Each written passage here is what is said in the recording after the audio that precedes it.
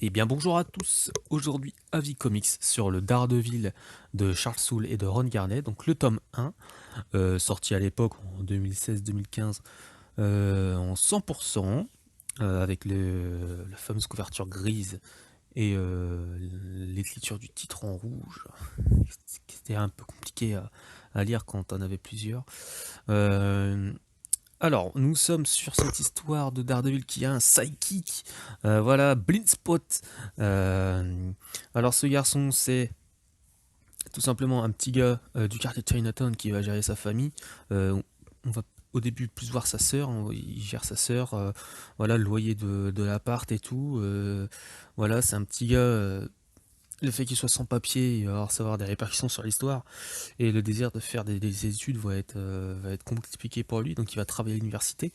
Il va récupérer les chiottes et tout, et il va gérer son temps de taf à l'université pour, euh, pour essayer de gérer quelques cours, et aussi pour se fabriquer un costume qui va lui permettre d'être invisible. Voilà.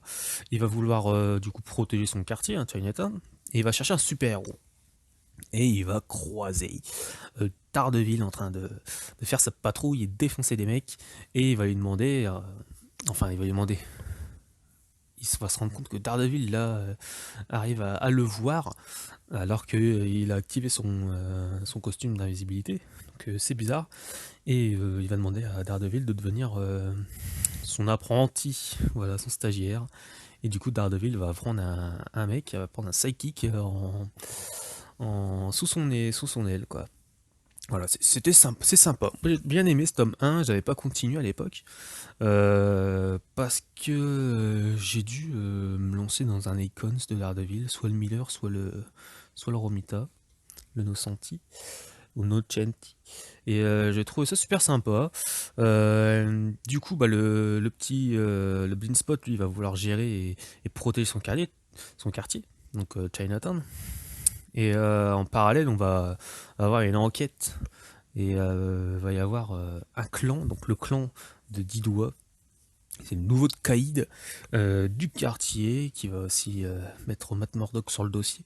Voilà, parce que Matt Murdock, euh, du coup, lui, il n'est plus du tout avocat, je crois qu'il est procureur ou quelque chose comme ça. C'était carrément différent. Son bureau, c'est un truc de malade. Son bureau, c'est une cage d'ascenseur, tout simplement. Voilà. Même lui le dit, ils font bah ça sert à rien qu'il me donne un bureau avec une superbe vue, une cage d'ascenseur, ça fait le taf quoi. Que ça donne c'est marrant. Et on va avoir aussi du coup la main qui va être dans la querelle avec le boss de cette nouvelle église, de ce nouveau clan de Didois, parce que le mec qu'on appelle Didois est un ancien membre de la main qui aurait volé une partie du pouvoir de la main. Voilà, ça fait tout le délire, main, 10 doigts, voilà, ça reste en famille, comme on dit. Et il va y avoir bien sûr une grosse baston avec Daredevil et Beanspot contre le clan des 10 doigts et du coup la main, qui vont vouloir bah, tuer 10 doigts et récupérer ce pouvoir, quoi. Entre temps, on va apprendre aussi que certaines personnes proches du Psychic, donc de Beanspot, sont impliquées dans cette église, hein. Je sais pas si je peux en parler, c'est vraiment important ou pas. Attention, spoiler. La mère de Beanspot fait partie du clan des Didois. Voilà, tout simplement. Voilà. Côté dessin, ça fait le café. Moi, j'adore ce style de dessin. En plus, le costume de Daredevil, je trouve il a tellement la classe. Tout rouge, tout rouge, entièrement noir, avec les potes et puis les gants en rouge, le logo en rouge aussi, donc ça ressort. On a l'impression que il y a cet effet négatif en fait sur Daredevil. Je trouve ça tellement beau, tellement propre, et le design aussi de Beanspot, je trouve très classe. J'avais pas continué, hein, donc je me pose encore la question, est-ce que j'avais pas trouvé les tomes à l'époque ou pas. Je pense que je vais même recontinuer et je crois que je vais essayer de me les refaire s'ils sont encore disponibles, parce que en leur lisant, parce que ça fait une énième fois que je leur lis, et ben j'ai toujours trouvé ça sympathique. Voilà, j'ai trouvé ça bon quoi.